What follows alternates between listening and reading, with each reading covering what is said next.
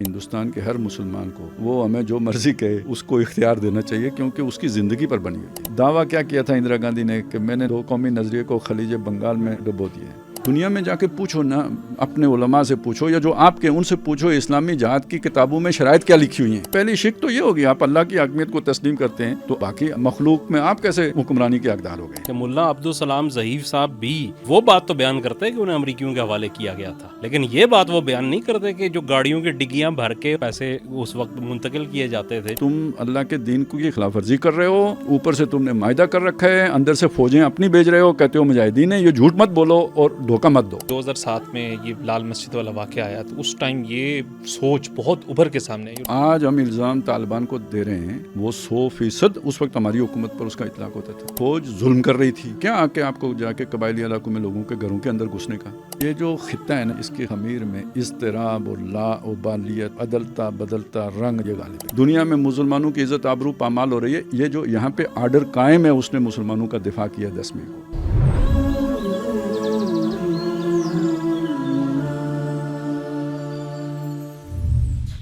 پچھلے پروگرام میں بھی ہم کہہ رہے تھے نا کہ وہ مشرق سے ابھرتا ہوئے سورج کو ذرا دیکھ، تو ہمارا بنگلہ دیش کا معاملہ بھی کوئی بڑا ہاٹ، اور اس میں بھی کچھ ہمیں بڑی توقعات وابستہ ہیں۔ تو یہ توقعات واقعی ہیں آن گراؤنڈ پہ، یا بس یہ کوئی خام خیالی ہے بس ہماری؟ دیکھیں، بنگلہ دیش اس وقت بڑی ایک کشمکش جو ہے نا اس کا میدان بنا ہوا ہے۔ اسلامی قوتیں وہاں پہ حیرت انگیز طور پہ جس طرح سے ان کو پذیرائی ملی ہے، یہ ناقابل یقین ہے۔ آپ اندازہ کریں کہ وہی ہم بات کر رہے ہیں نا کہ یہاں پہ بھی جو ہے نا وہ مئی والا وہ چکر، وہاں پہ بھی ویسا ہی ہوا ہے کہ اچانک سے جو اٹھی ہے، جو مظاہرے شیخ حسینہ کے ایک اقدام کے خلاف جو ہے ہوئے، اور اس نے پورے ملک کی کایا پلٹ دی، یہاں تک کہ وہ رجیم جس نے اپنی جڑیں اتنی گہری کر دی تھی، مطلب مجھے آپ کو یقین جانے کہ 2 دن پہلے جو ہے کچھ میں اس کو پڑھ رہا تھا، غالباً ڈھاکہ ٹریبیون تھا یا کوئی اخبار تھا ان کا، تو اس کے اندر ایک وہ لکھا ہوا تھا کہ وہاں پہ کیا کہتے ہیں کہ عوامی لیگ کے کچھ لوگوں نے جو ہے نا وہ ٹکٹیں بک کروا لی ہیں نکلنے کے لیے۔ تو میں نے ذکر کیا ایک جگہ، کچھ جرنلسٹوں کی تھی اس میں، تو وہ ایک صاحب جو خاصے سینئر ہیں اور بڑے مطلب وہ ٹھیک خطے کے اوپر نظر رکھتے ہیں، مجھے کہا یار کیا بچوں والی باتیں کر رہے ہو، یہ ہو سکتا ہے؟ پچھلے 18 سال سے اندر جو کچھ ہوا ہے، پھانسیاں لگ گئیں، بنگلہ دیش لگ گئیں، نہیں، ایک تو وہ تو ایک الگ چیز ہے کہ قیادت تو انہوں نے ساری ختم کر دی، پھر انہوں نے پورا سسٹم اپنا انسٹال کر دیا کہ نیچے سے لے کے اوپر تک، مطلب ہر جگہ پہ عوامی لیگ کو بھتہ دیے بغیر آپ کوئی کام نہیں کر سکتے۔ پھر انڈیا کی سپورٹ ہے، انڈیا بی جے پی کی سپورٹ ہے، آر ایس ایس کی سپورٹ ہے، ہر چیز وہاں پہ۔ اسے کہ اتنے اسٹرکٹ جو ہے نا، اس میں کیسے ہو سکتا ہے کہ یہ مظاہرے ہیں، چلیں ٹھیک ہے، لوگ نکلے ہیں، اس میں کوئی شک نہیں کہ لوگوں نے بڑی قربانیاں دے، لیکن ہو کچھ نہیں سکتا اتنا۔ ایسے پتہ ہی کیا ہوتا ہے، آپ پچھلے 20 سال دیکھتے ہیں، 50 سال دیکھتے ہیں، 100 سال دیکھتے ہیں، تو ایسا نہیں ہوا کرتا۔ آپ کو یہی لگتا ہے کہ ایسا نہیں ہوا، ایسا نہیں ہو ہی نہیں سکتا۔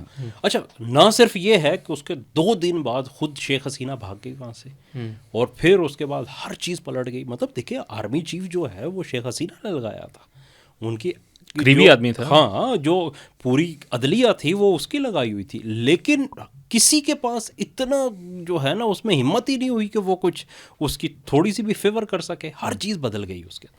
اچھا، اس کے بعد کی جو صورتحال ہے اب وہاں پہ اس وقت تو مسئلہ یہ ہے کہ نہ صرف شیخ حسینہ گئی بلکہ عوامی لیگ پہ پابندی لگ گئی، اس کے لوگ سارے بھاگ گئے، جو وہاں ہیں وہ بھی بالکل انڈر گراؤنڈ چلے گئے، کوئی جو ہے نا سرفس پہ موجود ہی نہیں ہے۔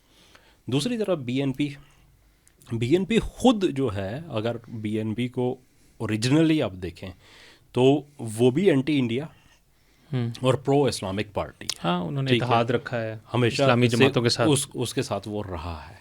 لیکن اب جو ہے ایک طرف بی این پی ہے اور ایک طرف پیورلی اسلامک جو ہے وہ جماعتیں ہیں، جس میں جماعت اسلامی سب سے بڑی جماعت وہاں پہ بن کے سامنے، تو ان کو پذیرائی جو ہے وہ بہت زیادہ ملی ہے، اس کی 2-3 وجوہات تھی. ایک تو یہ ہے کہ یہ سارا کچھ جو ہوا تھا نا اس کے 2 نعرے تھے. یہ پوری جو موومنٹ جس نے بنگلہ دیش کو بدل کے رکھ دیا, اس کے 2 بنیادی جو نکات تھے, 2 نعرے تھے. ایک کرپشن کا خاتمہ اور دوسرا یہ تھا کہ غیر ملکی مداخلت, اور وہ بھی انڈیا کے, مطلب انڈیا بھی دیگر بھی جو ہے نا وہ سارا ایک خاص بات ہے. جی جی وہ کیا ہوتی ہے, یہ سیکھنے کی چیزیں, یعنی یہ اب پاکستان کو سیکھنا چاہیے کہ جو آپ کا الائی بنے اس کی عوام کو یہ تاثر نہ جائے کہ اس کی حکومت کو آپ ڈکٹیٹ کر رہے ہیں. سمپل. حکومت مجبور ہوتی ہے, وہ ڈکٹیشن قبول کر لیتی ہے, عوام نہیں کرتی. اور جب عوام کو یہ لگتا ہے کہ ہماری حکومت کسی طاقت کی ڈکٹیشن لے رہی ہے تو عوام کی نفرت اس طاقت کے ساتھ ہو جاتی ہے, جیسے ہم پاکستانیوں کی امریکہ کے ساتھ. سمجھ رہے نا, صحیح. یہ نظر نہیں آنا چاہیے. دوست بنائیں, دوستی رکھیں, فیسیلیٹیٹ کریں, فرینڈز ناٹ ماسٹرز. ہاں یہ کریں تو وہ عوام آپ سے محبت کرے گی. حکمران دوسرے رخ پر جائیں بھی تو عوام نہیں جانے دیں گے. لیکن جب آپ حکمرانوں کو اپنا دوست بنائیں اور انہیں ڈکٹیٹ کریں اور یہ عوام کو نظر آ رہا ہو تو عوام آپ سے نفرت کرے گی. انڈیا کے ساتھ یہ ہوا. بالکل ایسا ہی ہے. اسی لیے وہ چائنا والے کہتے ہیں نا, ہمالیہ سے اونچی دوستی, اونچی اونچی ہونی چاہیے, اونچی اونچی دوستی کرتے گراؤنڈ پہ بھی ہوتا ہے. تو بہرحال اس کے بعد یہ ہوا کہ ان 2 نعروں کے اندر ہوا یہ کہ بی این پی جو ہے نا وہ بیک فٹ پہ چلی گئی. ایک تو بڑا مسئلہ اس کے اندر کرپشن والا تو تھا ہی.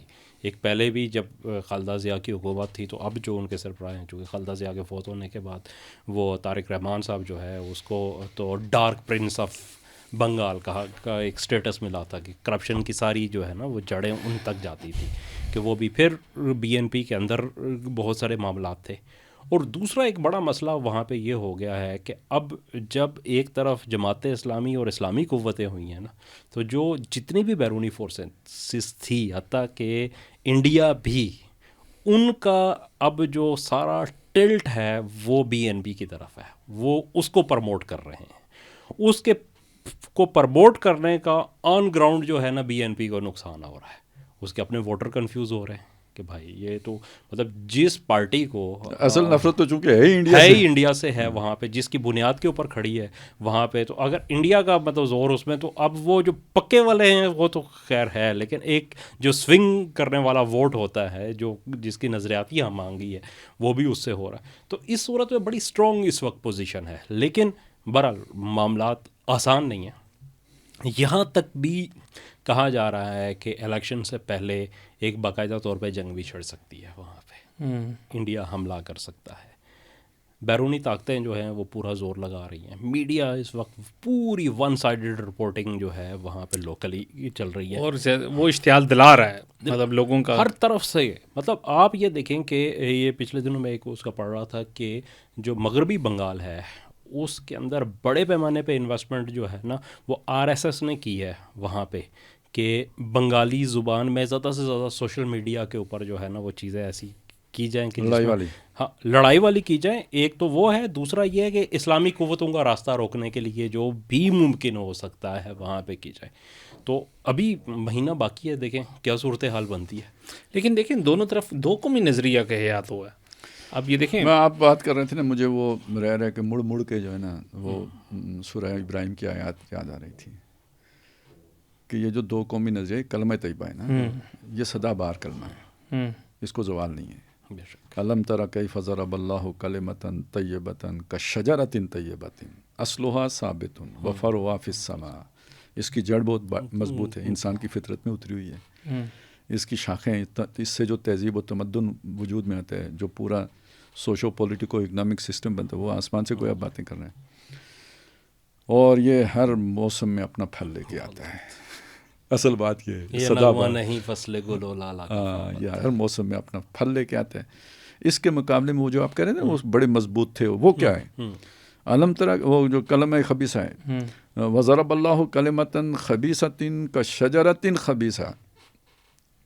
اس کی مثال اللہ بیان کرتے ہیں جو کلمہ خبیثہ ہے جیسے کہ خبیث درخت ہوتا ہے, اجتثت من فوق الارض, زمین کے اوپر ہوتا ہے, اکھاڑ لیا جاتا ہے. ما لہا من قرار, اس کو کوئی دوام نہیں ہے, وہ نہیں بچ سکتا. یہ نظر ایسا آتا ہے، نظر کا دھوکہ ہے. جیسے موسیٰ علیہ السلام نے وہ دیکھی تھیں رسیاں، تو اس طرح نظر یہ آتا ہے کہ یہ تو ایسا مضبوط جمع ہوا نظام کیسے اکھڑے گا، لیکن جب ہوا چلتی ہے مخالفانہ تو اس میں کوئی وزن ہی نہیں ہوتا، بالکل فوراً حیرت انگیز طور پر بہت جلدی جو دھڑام سے سارا نظام گر جاتا ہے، جیسے حسینہ واجد کا گر گیا. یہ اور اب دیکھیں کسی کے اندر کوئی نظریہ پیدا کرنے کے لیے کتنی محنت کرنی پڑتی ہے، ٹھیک ہے، یہاں کیسے ابھر کے گویا نظریے کا سیلاب ہی آ گیا.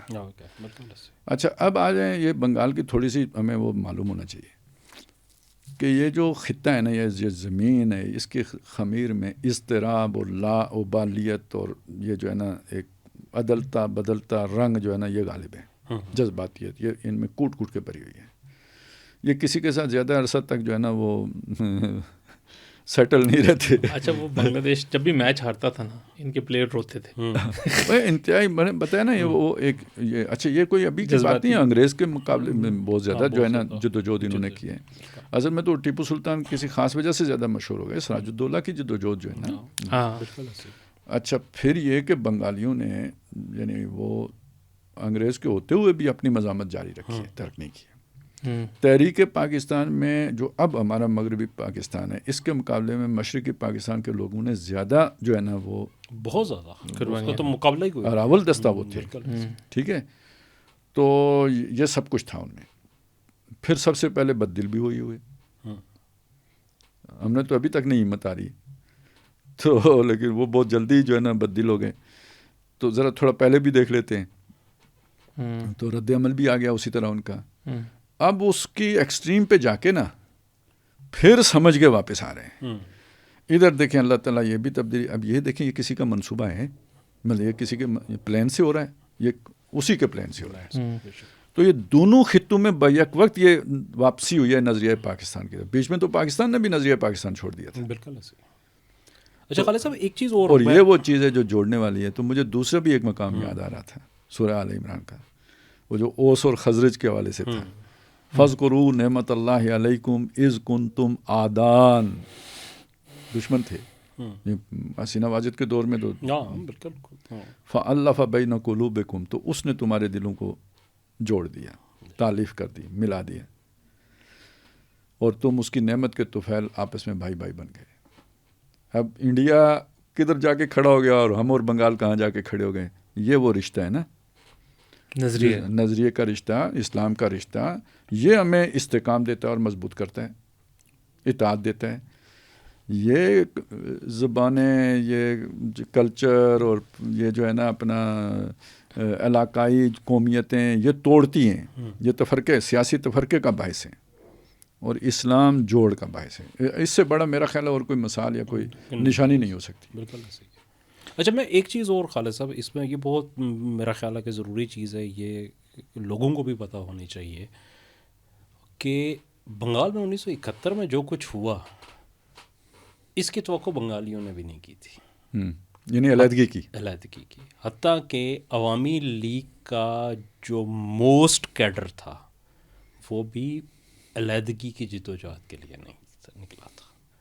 ان کا تو مطلب اگر آپ آخر تک دیکھیں تو جو تھی کیا کہتے ہیں 6 نکات جو تھے، مجیب الرحمان صاحب تو یہ نعرہ لگا رہے تھے کہ میں پاکستان کو متحد کرنے کے لیے جو ہے نا میں نے یہ 6 نکات وہاں پہ پیدا کی. اور یہ میری کئی بنگالیوں سے بات ہوئی جو ہے، انہوں نے خود یہ بات کہی کہ جو حالات بن گئے جس طریقے سے، یہ تو کسی کے وہم و گمان میں بھی نہیں تھا کہ ہندوستانی فوج آ جائے گی. میاں بیوی کے مسائل اگر دیکھوں نا میں، مجھے موقع ملتا رہتا ہے، کوئی کافی تصویر بھی ہو جاتے ہیں چونکہ مجھے مسائل کا پتہ لگ گیا کچھ.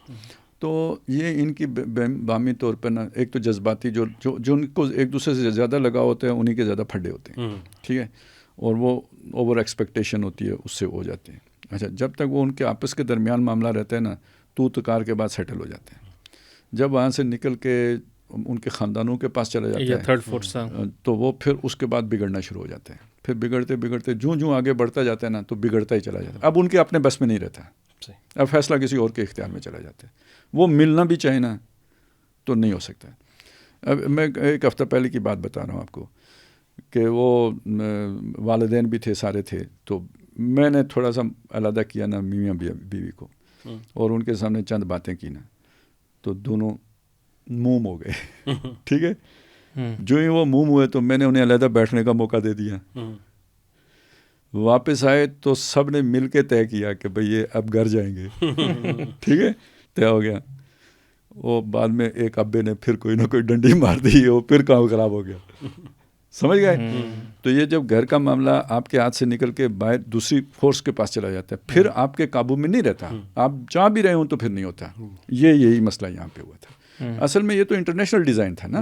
بالکل ایسے کہ یہ جب 67 میں بن گوریان نے کہہ دیا کہ بھئی ہمارا دشمن نمبر 1 پاکستان ہے, تو اس وقت تو متحدہ پاکستان تھا, تو اب پاکستان کا کچھ نہ کچھ تو کرنا ہے. بالکل ایسے ہی ہے. تو اس لیے وہ کام شروع ہو گیا تھا. تو اس میں تو ساری عالمی طاقتیں شامل تھیں.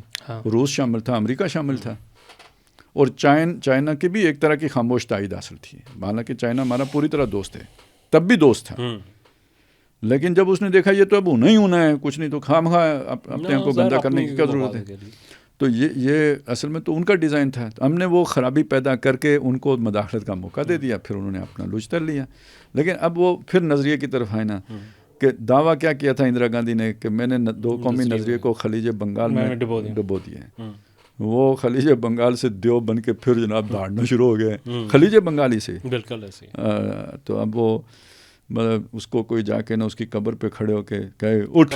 قبر تو ہوتی نہیں. وہ کیا تھی جی, وہ کوئی فلمی ڈائلاگ بھی ہے نا, انارکلی 2 قومی نظریہ پھر آ گیا. تو آ گیا 2 قومی نظریہ. اچھا, ملت کفر جو ہے وہ بے شک آپ کے جتنے بھی آپ اس کے ساتھ اتحاد میں ہو, ابھی جو ریسنٹ وہ انکشافات آئے ہیں رشیا کے, ایران کے حوالے سے, مطلب آپ دیکھیں ایران شروع سے مطلب پرو رشیا بلاک میں رہا, رشیا کے ساتھ ہے, لیکن وہ یہاں تک برداشت نہیں تھا کہ وہ اس کے پاس اس پہ ایٹم بم آ جائے. اور کس طریقے سے وہ اس معاملے میں امریکہ کے ساتھ جو ہے, یہ کوئی خلوص کے دوستیاں نہیں ہوتی, یہ بس یہ مفادات کا رشتہ نہیں. وہ جب آپ انڈیپینڈنٹ ہو جائیں گے تو آپ کو میری دوستی کی ضرورت ہی نہیں ہے. دنیا میں تمام دوستیاں ضرورت کے لیے ہوتی ہیں. یہ صرف خدا کی دوستی ہوتی ہے جو بے لوث ہوتی ہے, یا خدا کے لیے دوستی, یا خدا کے لیے جو دوستی ہوتی ہے, یا خدا سے جو ہوتی ہے, یا خدا کی جو ہوتی ہے, یہ بے لوث ہوتی ہے. ہماری تو خیر نہیں ہوتی, ہم تو اللہ سے بہت کچھ مانگ رہے ہوتے ہیں, ہمیں تو ساری توقع. اللہ جب دوستی کرتے ہیں وہ صرف ایک اللہ ہے جو کسی سے دوستی بغیر کسی ضرورت کے کرتا ہے. ٹھیک ہے, محبت والی دوستی صرف اللہ کی ہوتی ہے. ماں باپ کی بھی کہتے ہیں, لیکن ماں باپ کو بھی تو اس سے لطف آتا ہے, بہت سارا وہ مسئلہ ہے, ان کی اپنی وہ جڑی ہوئی ہوتی ہے. چلیں سر جی, چھوٹے چھوٹے 2 سوال آتے ہیں. لم یکن لہ ولی من الذل, وہ کسی کو اپنا دوست اپنی کمزوری کی وجہ سے نہیں بناتا. اس کی کوئی کمزوری نہیں. دنیا میں ساری دوستیاں اپنی ضرورت کے لیے ہوتی ہیں, صرف اللہ کی دوستی ہے جو بغیر ضرورت کی ہوتی ہے, وہ جو کرتا ہے کسی سے. تو اس معنی میں آپ دیکھیں, ویسے بھی جو دوست کسی کام کا نہیں تو کہتے ہیں اس سے کیا کرنی دوستی, کام کا ہی نہیں. بالکل ٹھیک ہے. اچھا, وہ ابھی اگلے دن یہ جیسے آپ نے کہا بے خدا تہذیب, یہ تو رائج ہے. تو ایک بڑا مشہور ایک مناظرہ ہوا ہندوستان کے اندر, ایک مسلم مفتی تھے, مفتی شمائل, اور اس کا ایک وہاں کے ادیب اور شاعر ہیں, ان کے ساتھ وہ بڑا اس کا چرچا رہا, کیونکہ دوبارہ ایک بحث چھڑ گئی خدا کے وجود کے اوپر, اور اس کے اوپر پاکستان میں بھی بڑی ڈبیٹ رہی. تو کچھ اس ڈبیٹ کے اندر ہمارے بڑے دانشور جو ہیں انہوں نے بھی کچھ تبادلہ خیال کیا کہ یہ جو تصور ہے کہ خدا جو ہے وہ عقل میں نہیں آ سکتا, بلکہ فطرت کے ذریعے اس کو پہچانا جانا چاہیے, یا قرآن کا جو مقدمہ ہے وہ ہے کہ فطرت کے اندر خدا کی پہچان ہے. تو یہ بڑی بھودی اور بڑی بے بنیاد, اور ڈاکٹر صاحب پہ بڑی سخت سی تنقید کی. تو میں نے کہا چلیں اس کو بھی ذرا تھوڑا سا ٹچ کر لیتے ہیں. آپ لے تو آئیں, کیا خیال ہے؟ پتہ نہیں آپ کو کیوں دکھ ہو گیا کسی جب کوئی بندہ یہ کہتا ہے وہ اپنی عقل کا جو ہے نا وہ سر عام لبادہ اتار رہا ہوتا ہے. ہاں, بات یہ ہے کہ بیشتر لوگوں کو یہی نہیں پتہ ہوتا کہ عقلی دلیل کس کو کہتے ہیں. ایک ہوتا ہے نا شعوری طور پر ایمان لانا, ٹھیک ہے, تو اس کے پیچھے شعور کا کوئی نہ کوئی تو ایلیمنٹ شامل ہوتا ہے, تب آپ اسے شعوری ایمان کہیں گے نا. عقلی دلیل ایک لمیٹڈ تصور ہے, وہ دلیل جو عقل پر پوری اترتی ہو. تو ہم اس معاملے میں یہ کہتے ہیں کہ عقل عاجز ہے. عاجز ہونے کا مطلب اس کے بس میں نہیں ہے. جیسے میری آنکھ کے بس میں وہ سب کچھ دیکھنا نہیں ہے جو میں خوردبین لگا کے دیکھتا ہوں. ٹھیک ہے نا؟ صحیح, اس کے حقیقت سے فرق نہیں پڑتا. ہاں, مطلب میری آنکھ دیکھتی ہے لیکن سب کچھ نہیں دیکھتی. تو خوردبین لگاؤں تو کچھ اور بھی نظر آنا شروع ہو جاتے ہیں, دوربین لگاؤں تو کچھ اور بھی نظر. اس کا مطلب وہ تھا لیکن مجھے نظر نہیں آ رہا تھا. یہ میری آنکھ کی لمیٹیشن تھی. اسی طرح میری عقل کی بھی لمیٹیشن ہے, اور موٹی سی لمیٹیشن مطلب عقل کے جو ذرائع علم ہے وہ یہ حواس ہے, جیسے آنکھ ہے, کان ہے, ناک ہے, مطلب یہ ہے نا, یہ سب لمیٹیڈ ہیں یا نہیں ہیں؟ تو عقل ان لمیٹیڈ تھاٹ کیسے کر سکتی ہے جس کے ذرائع علم ہی محدود ہیں, تو وہ خود بھی محدود ہے. اب یہ تو عقلی بات ہے نا کہ محدود میں لامحدود نہیں سما سکتا, مطلب ٹھیک ہو گیا. تو جب ہم کہتے ہیں کہ بھئی عقلی دلیل نہیں دی جا سکتی یا عقل عاجز ہے, تو ہم در حقیقت یہ کہہ رہے ہیں کہ منطقی دلیل نہیں دی جا سکتی. یہ نہیں کہہ سکتے, کہہ رہے کہ کوئی دلیل نہیں ہے, خود وجود باری تعالیٰ کی کوئی دلیل نہیں, یہ نہیں کہہ رہے. عقلی دلیل نہیں ہے, فلسفیانہ دلیل نہیں ہے, کیونکہ وہ یہی نہیں پتا کہ بھئی ہم کیا کہہ رہے ہیں, یا ڈاکٹر صاحب کیا کہہ رہے تھے. وہ کہے کہ وہ تنقید اس لیے کر رہا ہے اپنے نقص فہم کی وجہ سے, یا سوء فہم ہوگا, تو اس کی وجہ سے وہ تنقید کر رہا ہے. وہ یہ سمجھ رہا ہے کہ یہ کہتے ہیں کہ اللہ تعالیٰ پہ بلائنڈ ایمان لاؤ. یہ تو کوئی نہیں کہہ رہا بلائنڈ ایمان, اس کی اور دلائل ہیں, عقلی نہیں ہے. اب میں آپ کے سامنے ایک مطلب ایک دیکھیں بڑی معقول دلیل ہے کہ کوئی بھی شے اس کا وجود مستلزم ہے کہ اس کا کوئی خالق ہو. یعنی کوئی شے ایسی نہیں ہے آپ کے پاس سامنے, مطلب یہ آپ کے پاس مائک رکھا کسی نے بنایا تو ہے نا, تو کوئی نہ کوئی تو اس کا خالق ہونا چاہیے. اوکے, ہو گیا. اب آپ نے کرتے کرتے کائنات کا ایک خالق بنا لیا. آپ کی عقل اس پہ مطمئن ہو کے بیٹھ جائے گی کہ خالق ہے, یا اس کے بھی خالق کا غور کرے گی؟ تو وہ تو اس کے پیچھے بھی جائے گی یا نہیں جائے گی؟ اچھا چلیں جی, اس کے پیچھے, اچھا اس کے پیچھے, اس کے پیچھے, اس کے پیچھے, وہ ہاتھ کھڑے کر دے گی یار کتنے تک جاؤں. یہ عجز ہے. یعنی وہ اس آخری نقطے تک پہنچ ہی نہیں سکتی نا. یہ خود اس نے اعلان کر دیا اپنے عاجز ہونے کا, بھائی میری تو کوئی مطلب سمجھ نہیں آ رہی کہاں تک جاؤں.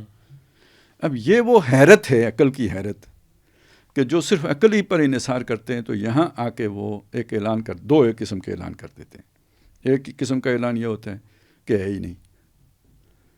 اصل میں یہ بہت غیر عقلی اعلان ہے, کیونکہ اس چیز نے یہ تو ثابت نہیں کیا کہ نہیں ہے, اس نے آپ کا عجز ثابت کیا ہے.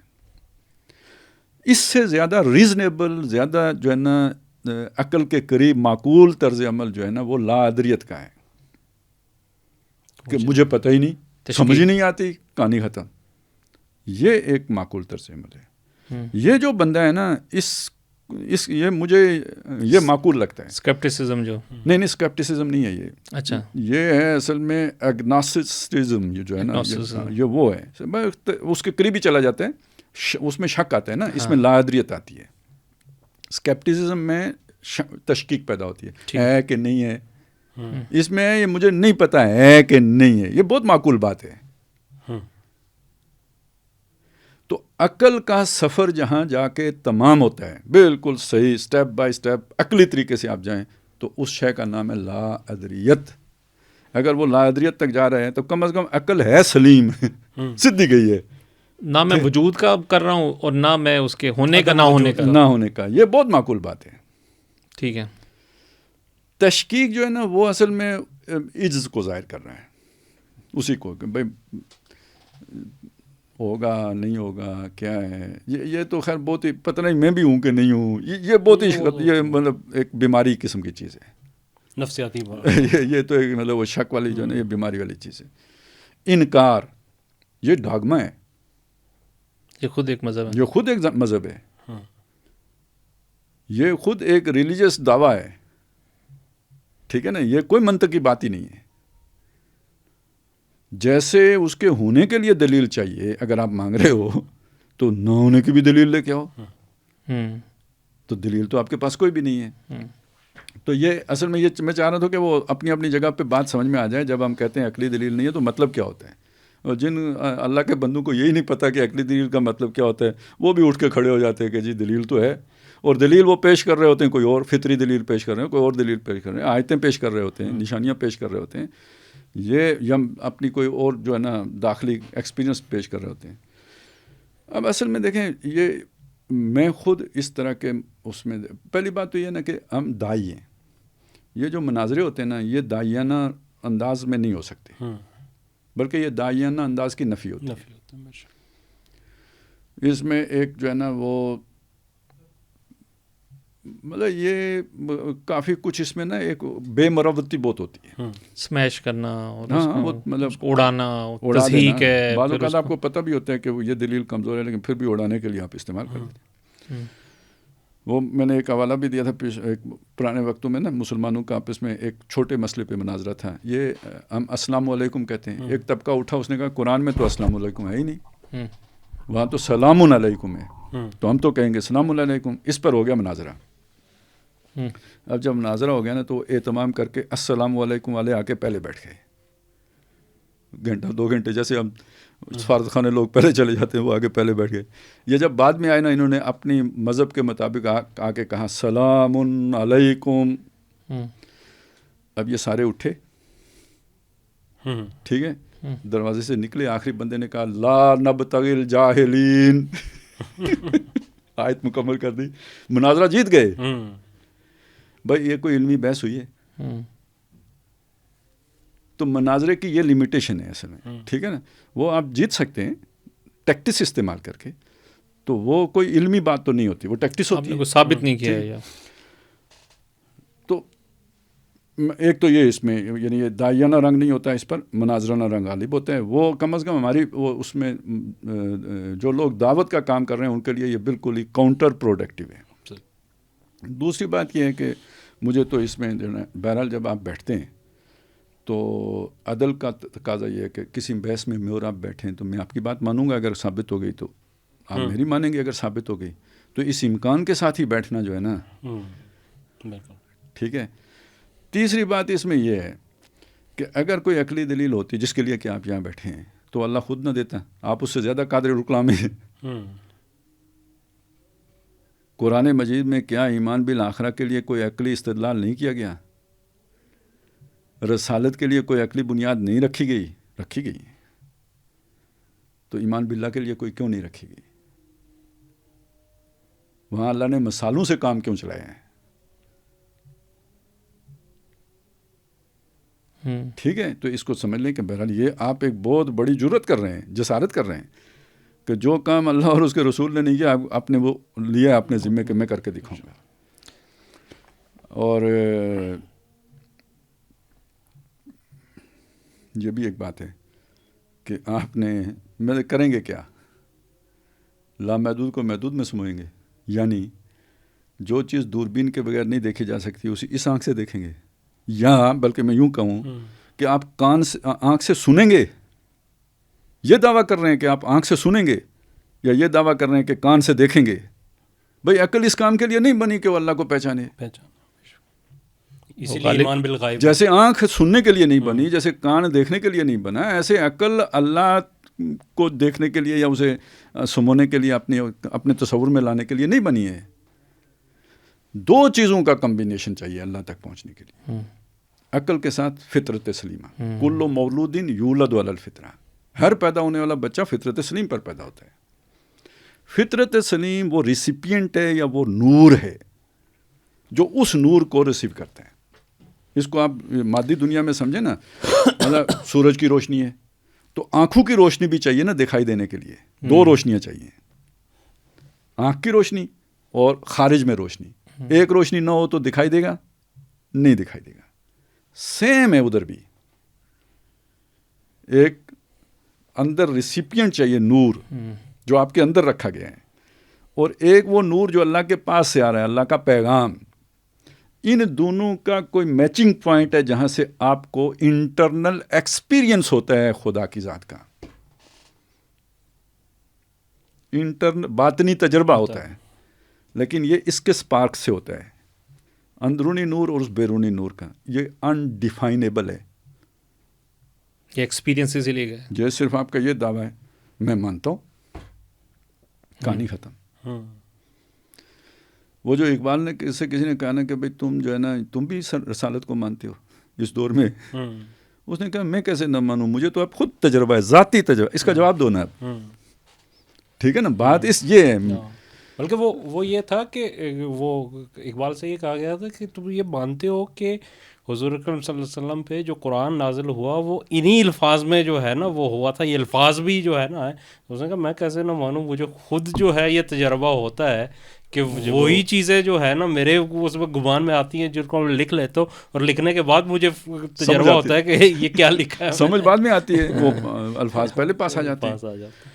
تو یہ وہ چیز ہے، اس کو سمجھ، یعنی آدمی کو یہ پتہ ہونا، لمیٹیشن کا معلوم ہونا چاہیے ہر چیز کا. تو فطرت سلیمہ اور عقل سلیم دو چیزیں درکار ہیں، اور ان کے کمبینیشن سے وہ نور بنتا ہے جو اس آسمانی وحی کو اپنے اندر جذب کر سکتا ہے.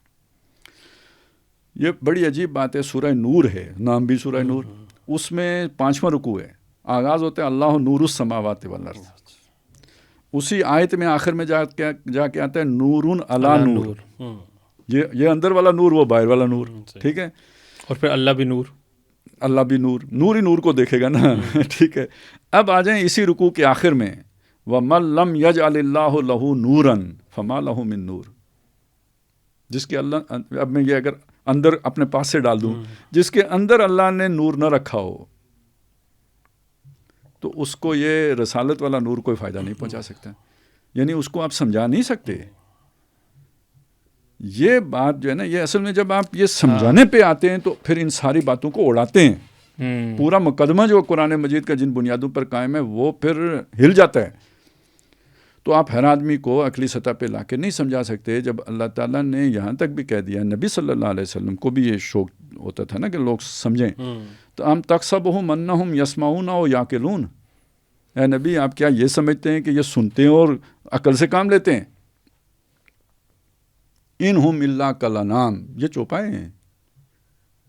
جیسے چوپایوں کے بھی آواز کام کرتے ہیں، ان کے بھی کام کر رہے ہیں. اس سے زیادہ یہ کچھ نہیں ہے.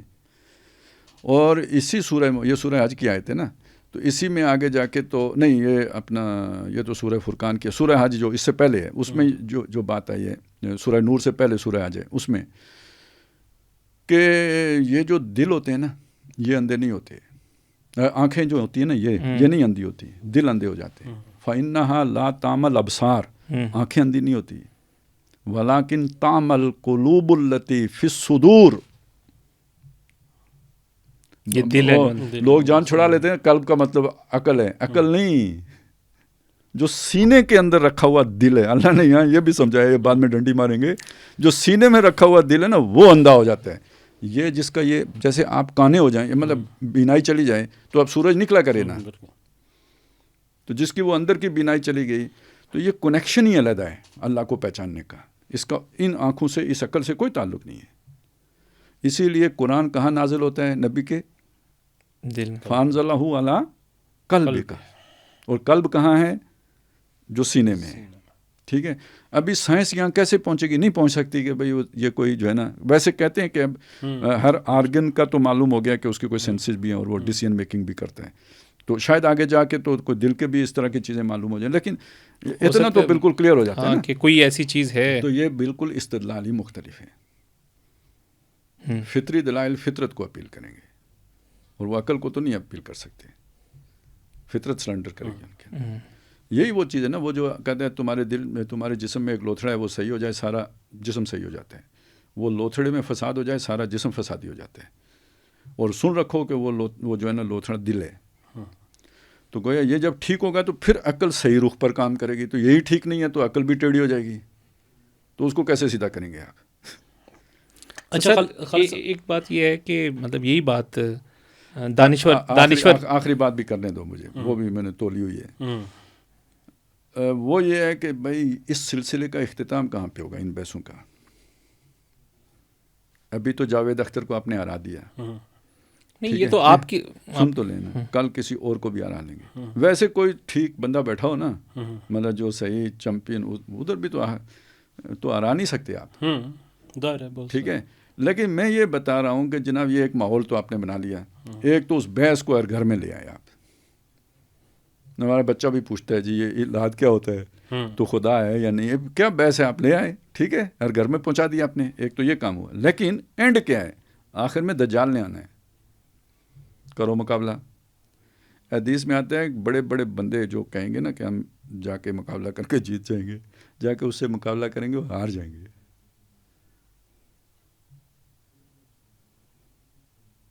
کوئی آئی سمجھ میں بات؟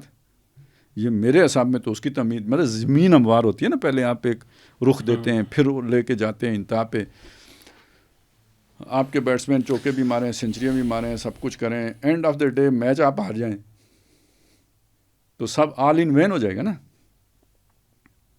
تو الحاد کو کھلا چھوڑ دیا جائے؟ نہیں، اس کو دیکھیں آپ، قرآن سے استدلال پکڑیں نا کہ اس کو مخاطب کیسے کیا جاتا ہے۔ قرآن نے ایک بات کی ہے نا، اس نے کیا اس زمانے میں الحاد لفظ نہ استعمال کریں، یہ دہریت ہے، خدا کا انکار دہریت ہے، یہ الحاد نہیں ہے، الحاد تو اور چیزیں۔ تو یہ بات آپ ذہن، وہ زیادہ وسیع ہے، دہریت بھی اس میں آ جائے گی لیکن وہ اور بھی ہے اس میں۔ اس میں دیکھیں جب ایک بندہ کہتا ہے اس زمانے میں بھی تھے کہ ہم جو ہے نا یہ نہیں مانتے، تو کیا اللہ نے انہیں جواب دیا ہے؟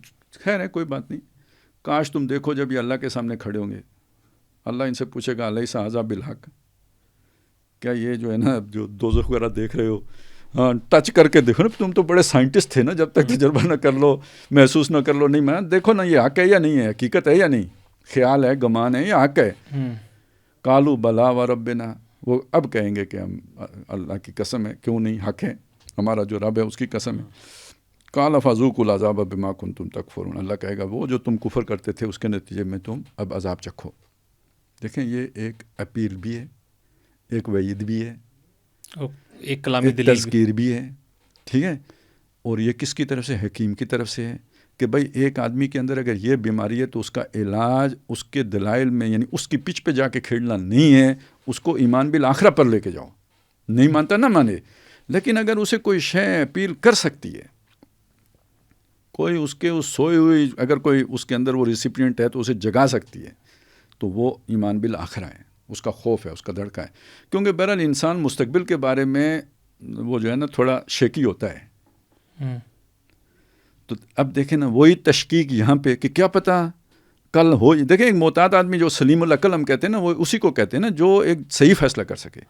میں شک میں ہوں کہ بھائی کل ہے کہ نہیں ہے، چلیں ہو گیا میں شک میں، لیکن اگر کل ہو گئی تو کیا بنے گا؟ تو بندہ کہتا ہے احتیاط کا تقاضا یہ ہے کہ کل کا خیال رکھ لیتے ہیں، ہو سکتا ہے کل ہو ہی جائے، تو کل کے دانے جمع کر لیں، پلان بھی تو ہونا چاہیے، پلان بھی تو بنا کے رکھیں۔ تو یعنی اللہ تعالیٰ نے تو پھر یہ طریقہ اختیار کیا ہے، میں سمجھتا ہوں اللہ کا وہ زیادہ حکیمانہ ہے۔ آپ کیوں اس پچ پہ جاتے ہو جو ان کی ہے، جہاں سے ثابت کر بھی نہیں سکتے؟ آپ اپنی پچ پہ رہو، کوئی نہیں مانتا تو نہ مانے، تو کم از کم اللہ کے سامنے پیش کرنے کے لیے بھی تو عذر ہے نا آپ کے پاس کہ اللہ جو طریقہ تو نے کیا تھا وہی میں نے بھی کیا، نہیں مانا وہ تو مجھے کیا پتہ تھا، میں نے اپنی کوئی حکمت لڑا کے اس کے میدان میں نہیں گیا ہوں، میرا اپنا خیال یہ پوائنٹ آف ویو۔ اگر میں ویسے کوئی جیسے آپ کہتے ہیں سائنس اچھا میں آپ کو ایک اور بات ہے، جنہیں وہ ایک بوڑھا آدمی جاوید اختر، مجھے پتہ ہے یہ جو چیزیں ہوتی ہیں نا کہ ہم نے ڈاکٹر صاحب کا وہ دور بھی دیکھا ہے کہ جب وہ ناک پہ مکھی نہیں بیٹھنے دیتے تھے، ان کے سامنے دلیل دے کے کوئی نکل نہیں سکتا، اور پھر وہ بھی دیکھا کہ جب وہ غصہ ہو جاتے تھے دلیل نہیں ہوتی تھی، جن باتوں پہ وہ 10 دلیلیں دے چکے ہوتے تھے نا، اس کے لیے اس وقت ان کے پاس کوئی دلیل نہیں ہوتی تھی۔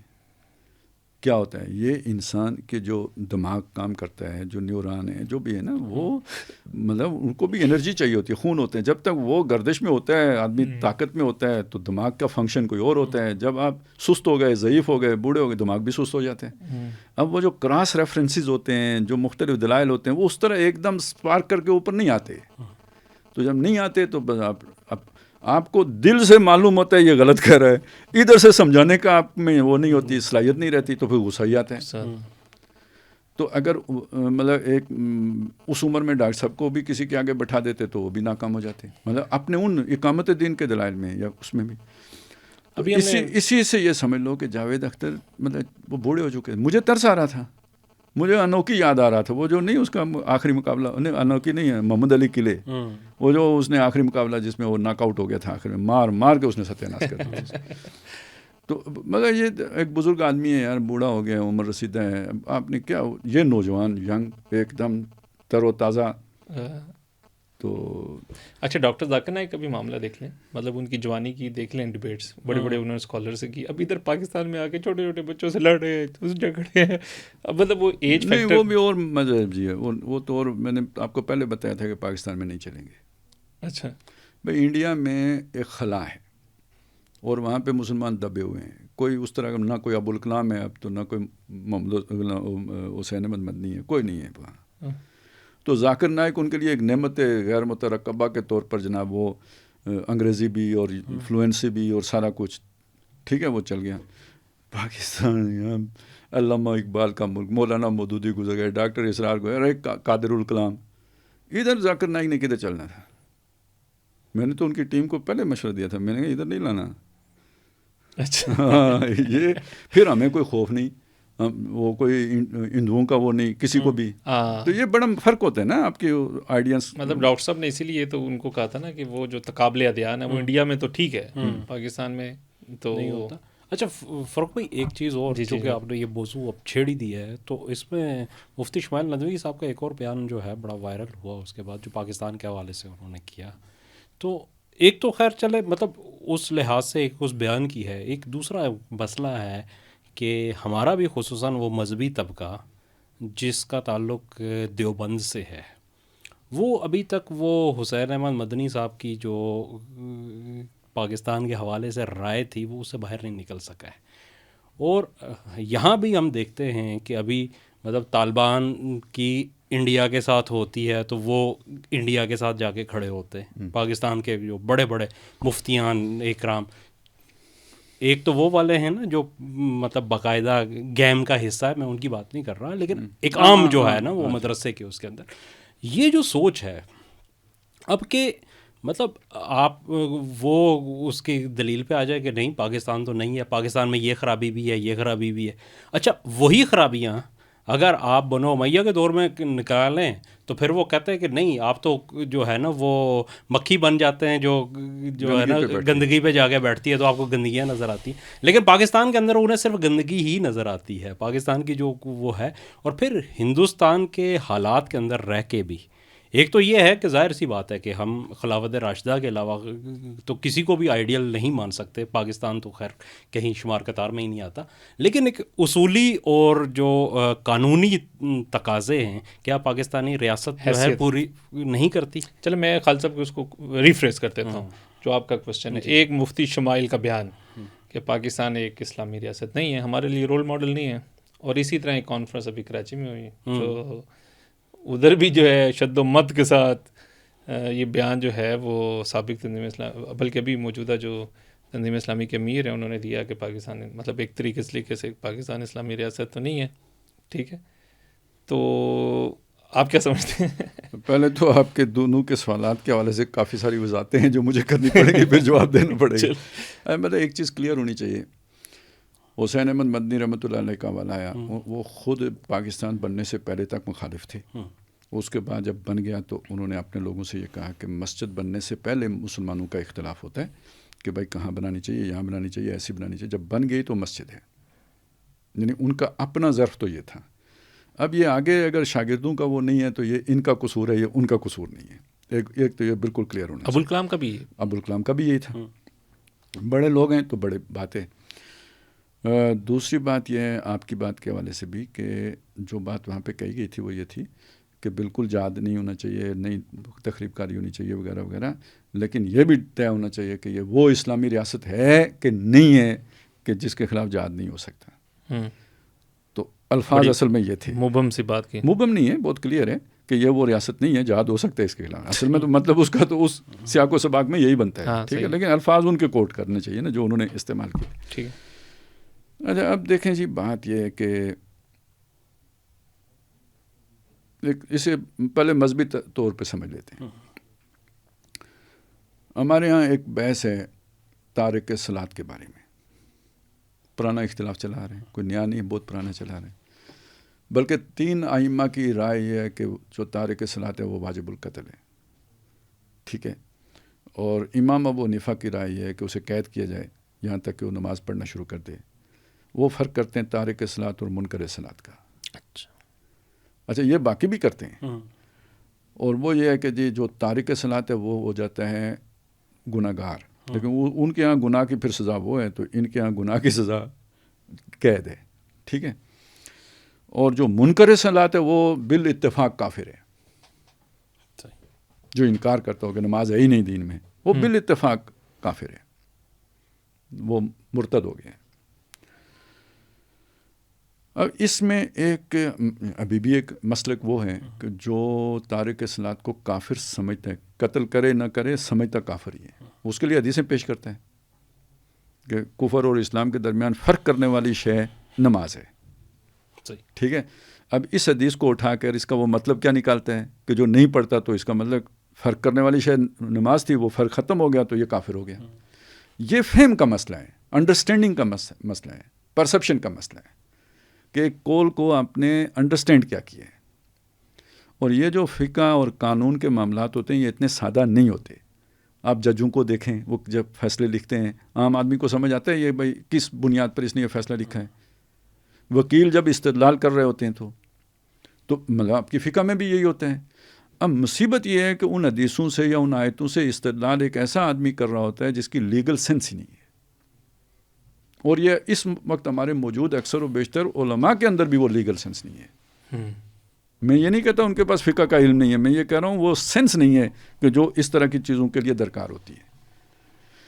لیکن علماء میں سے بیشتر بچے ہوئے اس لیے ہوتے ہیں کہ وہ چونکہ یہ فقہ حنفی ہے تو اس میں وہ کم از کم اس مسئلے میں وہ ایک صحیح جگہ پہ کھڑے ہوتے ہیں. لیکن جب وہ دوسری حدیثیں آتی ہیں جو اس سے ملتی جلتی کسی اور بارے میں، وہاں وہ اوندے منہ گر جاتے ہیں. تو اگر اس پہ رکھ کر اسے قیاس کرتے ہوئے سمجھنے کی کوشش کریں تو مغالطہ نہیں ہوگا. ریاست کی سطح پہ بھی اب یہ دیکھنا، میں اس کو لے کے جا رہا ہوں ریاست کی سطح پہ، کہ ایک وہ ریاست ہے کہ جو اللہ تعالیٰ کی حاکمیت کی انکاری ہے، اور ایک وہ ریاست ہے کہ جو اعترافی ہے. تو دونوں کیا برابر ہو جائیں گی؟ نہیں. ٹھیک ہے. تو اب پاکستان واحد ریاست ہے جس نے اعتراف کیا ہوا ہے کہ یہاں کوئی قانون قرآن و سنت کے خلاف، میں پورا میکینزم بنایا ہوا ہے. اب اس پر عمل نہ کرنا بد عملی ہے. عقیدہ ٹھیک ہے، عمل غلط ہے. تو اس عمل کے غلط، جب تک اس عمل کا انکار نہ ہو تو اس وقت تک تو آپ کفر تو نہیں ہوگا نا صادر. خوارج کے ہاں تو ہو جاتا ہے، ان کے ہاں ہو جائے گا. میں ویسے آپ کے یعنی اصل نوعیت آپ کے سامنے جو ہمارا موقف ہے وہ یہ ہے، ٹھیک ہے. تو نہ ہم یہ کہہ رہے ہیں کہ عین اسلامی ریاست ہے جیسے کہ ہوتی ہے، جیسے دور خلافت راشدہ میں تھی، یہ نہیں کہہ رہے. لیکن ہم یہ نہیں کہہ رہے کہ یہ کوئی طاغوت ہے یا کفر ہے جیسے کہ باقی دنیا میں کفریاں طاقتیں ہیں. یہ منزلتم بین المنزلتین ہے. یہ میرا خیال ہے امام ابن تیمیہ کا قول ہے، ٹھیک ہے نا، کہ ایک یہ کفر اور اسلام کے درمیان بھی ایک منزل ہوتی ہے. یہ بلیک اینڈ وائٹ میں نہیں ہوتا. یہ منزلتم بین المنزلتین کی صورت ہے جو ہماری ہے، ٹھیک ہے. لیکن اب آپ اگر اس آئیڈیل اسلامی ریاست کی بات کرتے ہیں تو وہ تو افغانستان بھی نہیں ہے، سعودیہ بھی نہیں ہے، ٹھیک ہے. سعودیہ کی تو کوئی بات ہی نہیں کر رہا نا. جو اس وقت اکلوتی اسلامی امارت اسلامیہ ہے، میں اس کی بات کر رہا ہوں، وہ بھی نہیں ہے. وہ کیسے آئیڈیل ہو گئی جہاں جو ہے نا وہ آپ غیر مشورت المسلمین آپ بیٹھے ہوئے اوپر ایک رجیم ہے، سچ مچ رجیم ہے جس نے قبضہ کر کے، لوگوں نے تو نہیں منتخب کیا اس کو، اور اللہ نے نہیں اتارا. تو اللہ نے اتارنے والا بھی نہیں ہے، وہ تو ہمارا ختم نبوت والا مسئلہ ہے. تو لوگ ہی منتخب کریں گے تب وہ ایک جو ہے نا پہلی شک تو یہ ہوگی، آپ اللہ کی حاکمیت کو تسلیم کرتے ہیں تو باقی مخلوق میں آپ کیسے حکمرانی کے حقدار ہو گئے؟ تو سب ہیں تو اپنے مشورے سے جو جسے بنائے گا وہ ہوگا نا حقدار. پہلا مسئلہ تو یہ. دوسرا مجھے بتائیں کہ اسلامی ریاست، آئیڈیل اسلامی ریاست، جہاں جا کے اس کی نسل ختم ہو جائے، اس کی نسلوں مطلب وہ اس کی بولی بولنے والے، پشتو بولنے والے جہاں ختم ہو جائیں، وہاں اس کی ریاست کی حدود ختم ہو جائیں گی اٹک تک. آگے اگر اسلامی ریاست نہیں ہے، بھائی تورخم سے آگے اسلامی ریاست نہیں ہے لہٰذا حملے کرو، تو اٹک سے آگے اسلامی ریاست ہے. چلو نا، نہیں ادھر نہیں رکتے ہم، اٹک میں کدھر ٹھہریں گے ہم؟ تو چلیں گے ابھی ادھر وہ کیا ہے وہ دلی تک، نہیں یہ جو ہمارے لاہور کے قریب ہے آگے امرتسر نہیں یہ جو بارڈر ہے واگا اب واگا جا کے تو اسلامی حدود ختم ہو جائیں گی. آخر وہ پرلی طرف جو ہے نا فقہ کے اصولوں پر بھی سارا مسلمان علاقہ تھا, مسلمانوں نے حکمرانی کی ہے, کافروں کا قبضہ غاصبانہ ہے, تو چلیں پھر دہلی بھی چلتے ہیں. ہاں خروج ادھر بھی ہونا. وہ اجیت دوول سے کہیں بھائی فنڈ میں اضافہ کرو, ہم نے دہلی تک آنا ہے. نہیں پھر تو پوری بات کریں, ٹھیک ہے نا. ہماری اسلامی ریاست ہر ملک کے ماست کے ملک کے خدا ماست, تو پھر یوں کرو نا, پھر کیوں ایک جگہ پہ جا کے رکتے ہو. تو کوئی آئیڈیل نہیں ہے نہ, وہ آئیڈیل ہے تو نہیں ہے. اچھا مفتی, یہ جو بات کہی گئی ہے نا, اس میں کوئی شک نہیں ہے بہت بڑی شرارت کی گئی ہے, نادانی میں کی گئی ہے, جیسے بھی کی گئی ہے, یا ان کی محبت میں کی گئی ہے, انہیں اسلامی ریاست سمجھتے ہوئے کی گئی ہے کہ گویا وہ کر رہے ہیں تو ٹھیک کر رہے ہیں. یہ کون سی وہ والی اسلامی ریاست ہے جس کے خلاف بغاوت نہیں ہو سکتی. بات یہ ہے کہ مسلمانوں کے خلاف بغاوت کے لیے بات ہو رہی ہے, جہاں پہ مسلمانوں کے جان مال عزت آبرو کا مسئلہ ہے. دنیا میں مسلمانوں کی عزت آبرو پامال ہو رہی ہے. یہ جو یہاں پہ آرڈر قائم ہے, اس نے مسلمانوں کا دفاع کیا 10 مئی کو. آپ اس کے خلاف جہاد کی بات کر کے تو ان دشمنوں کا ہاتھ مضبوط کرنا چاہ رہے ہیں جو مسلمانوں کی عزت کے در پہ ہیں, عام مسلمان کی عزت کے در پہ ہیں. یہ اسلام آپ لے کے آئیں گے کہ جو حفاظت حاصل ہے وہ بھی ختم ہو جائے, تو فساد کس شے کو کہتے ہیں. تو ان کے استدلال کا مطلب تو یہ نہیں کرتا ہے, ٹوٹلی رانگ. تو خروج کی جو شرائط ہے وہ پھر کہاں گئی, ادھر میں آخر میں آتا ہوں, ٹھیک ہے. ٹوٹلی رانگ ان کا استدلال. مفتی شمائل کو میں جو ہے نا اسپیس بھی دیتا ہوں, الاؤنس بھی دیتا ہوں. اس کی وجہ یہ ہے, اس کا بیک گراؤنڈ اور ہے. اس کے سامنے یہ رکھا گیا جی پاکستان میں یہ ہوتا ہے, یہ ہوتا ہے, یہ ہوتا ہے, یہ ہوتا ہے. اس کے جواب میں وہ کہتا ہے پاکستانی کوئی آئیڈیل اسلامی ریاست نہیں ہے, یا اسلامی ریاست نہیں مانتا. تو وہ ایک علیحدہ استدلال ہے, اس کی گنجائش نہیں کرتی ہے. وہ یہ تو نہیں کہہ رہا کہ اسلامی ریاست نہیں ہے, اس پر حملہ کر دو. وہ صرف یہ بات کر رہے ہیں کہ اس کی مثال مجھے نہ دو آئیڈیل بنا کے, رول ماڈل کے طور پر. تو اس کی گنجائش نکلتی ہے. میں سمجھتا ہوں یہ والا جو ہے نا اسے دینا. ایک یہ. دوسرا میرا یہ خیال ہے کہ ہندوستان کے ہر مسلمان کو وہ ہمیں جو مرضی کہے وہ اس کو اختیار دینا چاہیے, کیونکہ اس کی زندگی پر بنی ہوئی ہے. یہاں پہ اللہ تعالیٰ بھی کہتا ہے کہ یار اگر تمہاری زندگی پہ بن جائے تو مجھے بھی برا بلا کہنا پڑ جائے تو کہہ دو, جان بچاؤ. کلمہ کفر کہنا پڑے کہہ دو. تو میرا خیال ہے ہم پاکستانیوں کو ہندوستانی مسلمانوں کے بارے میں تھوڑے سے وقت کے لیے, یعنی یہ اضطراری حالت ان کی جو ہے اس کو دیکھتے ہوئے ایک تھوڑا سا نرمی کا معاملہ کرنا چاہیے. اب آ جائیں اسلامی جہاد کی شرائط کیا ہے. نہیں, اس میں ایک چیز خالص اس سے پہلے ایک چیز وہ کر دیں. یہ تو ہندوستانی مسلمانوں کو تو یہ جو ہے نا وہ رعایت ملنی چاہیے آپ کی بات سے, مطلب کوئی اس کے اوپر جو ہے نا دوسری نہیں. لیکن جو پاکستان میں بیٹھ کے پھر اسی چیز کو کرتے ہیں, اس کا چرچا کریں ادھر اس کی طرف. تو ایک تو میں نے آپ کو پہلے بتایا نا, یہ فہم کا قصور ہے, نقص ہے, جو بھی آپ اسے کہہ لیں, کہ یہ اس قابل نہیں ہے کہ اس استدلال کو, یعنی وہ بڑا سمپل استدلال لیتے ہیں, حالانکہ یہ بہت پیچیدہ ہے. وہ اس چیز کے اہل نہیں ہیں. یار یہ ہمیں کہتے ہیں بھئی آپ چونکہ وہ مدرسے کے فارغ نہیں ہو تو آپ درس قرآن نہیں دے سکتے. حالانکہ ہم کوئی نیا مسئلہ بیان ہی نہیں کر رہے ہیں, آپ کے بزرگوں کے لکھے ہوئے مسئلے ہی بیان کر رہے ہیں. ٹھیک ہے, یہ اجتہاد فرما رہے ہیں جس کے وہ اہل ہی نہیں ہیں, جس کے لیے سچ مچ 14 علوم چاہیے. مطلب اجتہاد ایک ایسی شے ہے کہ جو ایک اسپیشلائزیشن کا تقاضا کرتی ہے, جس میں وہ اسپیشلائزیشن نہیں ہے وہ کیسے اجتہاد کرے گا. تو یہاں کون اجتہاد کر رہے ہیں؟ Osama bin Laden engineer, Ayman al Zawahiri doctor, کوئی کون, یہ اجتہاد جن کی بیک گراؤنڈ ہی جو ہے نا وہ مطلب دینی علوم میں اسپیشلائزیشن کی نہیں ہے, وہ کر رہے ہیں. آگے جو اسے قبول کر رہے ہیں وہ کون ہیں؟ یا نوجوان علماء جو اسکالر نہیں ہیں, وہ بس انہوں نے وہ حفظ کیا چھوٹے عمر میں, وہیں سے انہوں نے ذرا ذرا پہ لگا دیا, وہ ہوگی یاد, ادھر کر کے وہ عالم بنا کے رٹوا کے نکال دیا. وہ کوئی باقاعدہ عالم تو نہیں ہے, وہ تو ابھی انہوں نے وہ ٹیکنیکس سیکھی ہیں جن پر چل کے آپ کوئی علم حاصل کر سکتے ہیں. تو یا وہ ہیں کوئی جید عالم, یا جو جید عالم بات کرتے اسے یہ قتل کر دیتے ہیں. زبان بندی, علماء تک کی زبان بندی. لیکن یہ کہ چلیں اس کو سب کو ایک طرف رکھیں, یہ تو مشکل ہے نا. میں نے کہا پیچیدہ. میں ایک سادہ بات کرتا ہوں, یار دنیا میں جا کے پوچھو نا, اپنے علماء سے پوچھو یا جو آپ کے ان سے پوچھو, اسلامی جہاد کی کتابوں میں شرائط کیا لکھی ہوئی ہیں. سر جی یہ ایک امیر کے تحت ہوتا ہے, ان کو تو ابھی اور کچھ نہیں آتا, نہیں بس ایک ہی یہ ان کی اصطلاح میں بات نہیں کرتے. یہ کہ ریاست اعلان کرے گی, ریاست اعلان کرے گی, تو وہ ان کو تو سمجھ ہی نہیں آتا ریاست کیا بلا ہوتی ہے. ان کی اپنی جو ٹرمینالوجی ہے وہ کیا ہے, ایک امیر کے تابع ہوتے ہیں. پہلی بات. یہ کوئی 25 پارٹیاں بنا کے یہ گل بہادر گروپ ہے، یہ فلانا گروپ ہے، یہ فلانا گروپ ہے، یہ کوئی نہیں ہوتا. بنیادیں محسوس ہوتی ہے، یہ شرط پوری ہوتی ہے. یہ تو آپس میں بھی لڑتے ہیں، ایک دوسرے کو بھی مارتے ہیں. یہ کون سا جہاد ہے؟ بالفرض وہ کہتے ہیں کہ وہ مولوی ہبت اللہ صاحب جو ہے نا وہ ہمارے امیر ہیں اور ہم سب ان کے ہاتھ پہ بیٹھے ہیں. اس کا یہی جو ہے نا وہ دل بنتی ہے. اب دوسری شرائط آ جاتی ہیں، آپ خیانت نہیں کر سکتے جہاد میں. یہ تو کیا مولانا ہبت اللہ صاحب نے اعلان جہاد کیا ہے؟ ہاں نا، اسی لیے کہہ رہا ہوں نا کہ اگر آپ نے اوپر سے کر رکھا ہے معاہدہ، سفارتی تعلقات قائم کر رکھے ہیں، اور نیچے سے آپ یہ حرکت کر رہے ہیں، تو آپ مسلمان ہی والوں کام ہی نہیں کر رہے. فم بز الیہم علی سواء حکم ہے. اگر تمہیں کسی دوسرے سے یہ خدشہ ہو کہ وہ آپ سے کیے ہوئے عہد میں خیانت کرے گا، تو جنگ کرنے سے پہلے اس کا معاہدہ پہلے واپس کرو، ختم کرو، اعلان عام کرو کہ ہمارا اور تمہارا معاہدہ ختم ہو گیا ہے. اب آپ جنگی اقدام کر سکتے ہو، جیسے فتح مکہ سے پہلے کیا. جیسے فتح مکہ دیکھیں نا، جب تک صلح تھی مسلمانوں نے نہیں توڑی. صلح کس نے توڑی؟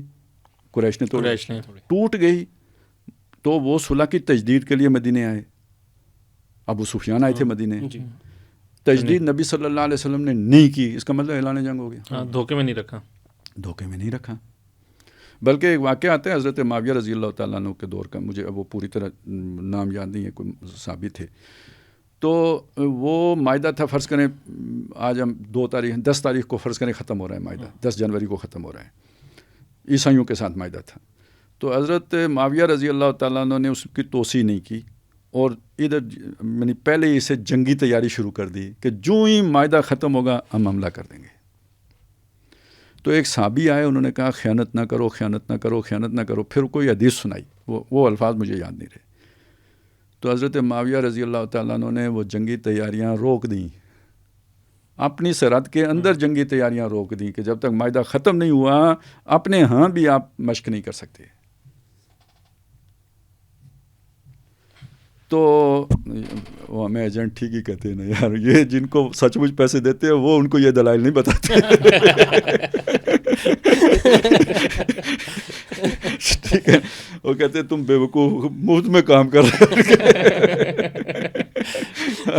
ہم اپنے دل کے ہاتھوں مجبور ہو کے کر رہے ہیں. ایک حق کی غیرت ہوتی ہے نا آدمی. ٹھیک ہے. اچھا، تو وہ یہ بات ہے کہ بھائی یا تو پہلے معاہدے توڑو، اعلان کرو کہ ہماری اور تمہاری جنگ ہے، پھر صفیں باندھو، آمنے سامنے کھڑے ہو، لڑو. اب ادھر جا کے تو یہ جو ہے نا یہ تتر بتر جہاد کے لیے وہ جو ہے نا ابو جندل اور ابو بصیر کو لے آتے ہیں. بھائی ابو جندل ابو بصیر کو حضور صلی اللہ علیہ وسلم نے کس کیٹیگری میں رکھا تھا؟ اگر وہ حضور کے ہاتھے چڑھ جاتے تو مکے والوں کے حوالے کیے جاتے یا نہ کیے جاتے؟ تو ہبت اللہ صاحب یہی تو ہمارا مطالبہ ہے، ہمارے حوالے کر دو. بھائی کہو نا اگر میرے ہاتھے چڑھے تو کر دوں گا، کہانی ختم. بات سمجھ میں آ رہے ہیں نا؟ تو ان کا استدلال ہی بہت بودا ہے. باقی میں کوئی کہہ رہا تھا یار یہ تو آپ جو ہے نا بڑا رسک لے رہے ہیں. وہ ہے، میں نے کہا سب سے بہترین شہید وہ ہے جو خارجیوں کے ہاتھوں شہید ہو. مرنا تو ایسے ہی، ہم نے تو اب وہ بونس پہ چلے گئے نا. تو یہ تو سب سے بہترین ہے، لیکن سچ یہی ہے. ٹھیک ہے نا. ہم نے دیکھیں مودودی صاحب نے جو اب ان پہ الزام لگتا ہے، انہوں نے جہاد کشمیر کی مخالفت کی تھی. جہاد کشمیر کی مخالفت نہیں کی تھی، اس بات کی مخالفت کی تھی کہ پاکستان سے یہ کہ بھائی اس سے برکت نہیں ہوگی، تم اللہ کے دین کو یہ خلاف ورزی کر رہے ہو، اوپر سے تم نے معاہدہ کر رکھا ہے، اندر سے فوجیں اپنی بھیج رہے ہو، کہتے ہو مجاہدین ہیں، یہ جھوٹ مت بولو اور دھوکہ مت دو. یہ موقف تھا ان کا. تو ہم تو آج بھی الحمدللہ ان سے بھی کہتے ہیں نہ دو نہ دھوکہ پاکستان کو. میں آپ یہی سمجھتے ہو چلیں طاغوت ہے، سب کچھ ہے. یہ تم نے طریقہ جہاد کا کس سے سیکھا ہے؟ روس سے سیکھا ہے، یہ مارکس سے سیکھا ہے. یہ کمیونسٹوں کا طریقہ ہے، یہ اسلامی طریقہ نہیں ہے. یہ اس کا نبی صلی اللہ علیہ وسلم کی سنت سے کوئی تعلق نہیں ہے. وہ کھینچتان کے وہ مولویوں والی کھینچتان کر کے تم آ کے اس کو اس کے ساتھ جوڑتے ہو، نہیں جوڑتا یہ. لیکن سر یہ کہ اسلامی حکمران مسلمان حکمرانوں کے خلاف خروج کا بالکل گنجائش نہیں ہے. اب ڈاکٹر صاحب یار دیکھیں، خروج کی گنجائش کی جو شرائط ہیں وہ پوری ہوں گی تو خروج ہوگا نا. باقی میں آپ کو بتاؤں کوئی امام اس کے حق میں نہیں ہے سوائے ایک امام ابو حنیفہ کی. ٹھیک ہے، شرطیں انہوں نے لگائی ہیں، باقی تو اس کے خلاف ہیں. وہ کہتے ہیں ہو ہی نہیں سکتا. ٹھیک ہے. انہوں نے کہا کہ فاسق و فاجر حکمران اگر مسلمان ہے تو اس کے خلاف ہو سکتا ہے، لیکن 2 بڑی شرطیں لگائی ہیں. ایک شرط یہ لگائی ہے کہ تمہارے پاس اتنی طاقت ہو، یعنی یہ نہیں کہ بس آپ نے رولا ڈالا، فساد کیا، بندے مروا دیے، بے شک اپنے مروا دیے نہ، اتنی طاقت نظر آتی ہو تمہیں، ہوگا جو منظور خدا ہوگا، لیکن ظاہری ایک وہ انالیسز ہوتا ہے نا، یا آپ کا ایک تخمینہ ہوتا ہے، اس میں یہ نظر آ رہا ہو کہ بھئی آپ فتح یاب ہو جاؤ گے، بظاہر یہ نظر آتا ہو، اتنی طاقت آپ نے فراہم کر لی ہو، یہ پہلی شرط ہے۔ اور دوسری پتہ ہے کیا ہے؟ صرف گرانا ہی مقصود نہ ہو، اس کو گرانے کے بعد، یعنی ظاہر ہے آپ نے ایک سٹرکچر ہے گرا دیا، ایک آرڈر ہے ڈس آرڈر کر دیا، تو انارکی چھوڑو گے، اس کے بعد آپ اسلامی نظام نافذ کرنے کی اہلیت اور قابلیت بھی رکھتے ہو۔ یہ نہیں کہ وہ کوئی باہر سے جو ہے نا حملہ آیا امریکہ کا تو پہاڑوں پہ چڑھ جاؤ لوگوں کو چھوڑ کے، پھر ادھر کھڑے ہو سکو یا مرو ادھر۔ تو اگر وہ آپ آرڈر قائم نہیں کر سکتے تو پھر سیدھی سیدھی بات یہ ہے کہ پنگا مت لو، بے شک گرا سکتے ہو، گرانے کی طاقت رکھتے ہو، لیکن اب میں یہ بات بھی آپ کے سامنے رکھوں نا، یہ لوگ اگر فرض کریں افراتفری ہوتی ہے، لوگ ہوتے ہیں، یہ جیسے ایران میں مظاہرے ہوتے ہیں، یہ سارا کچھ ہو جائے، یہ حکومت گر جاتی ہے، آپ کی فوج ختم ہو جاتی ہے، تو کل انڈیا کی یلغار آئے تو یہ روک لیں گے؟